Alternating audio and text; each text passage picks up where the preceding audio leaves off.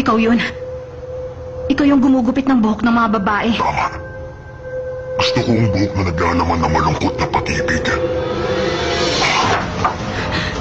Kapag pinutol ko yan, hindi ka na masasaktan. Mawawala ng pagmamahal mo para sa kanya. Kaya akin ang buhok mo. Mawawala lahat ng pagmamahal ko.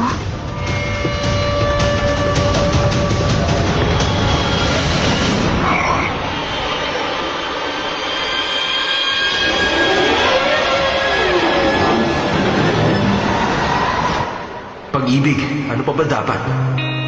Poprotektahan kita. Gagawin ko ang lahat ng gusto mo. Gusto ko ang bulak na to, ha?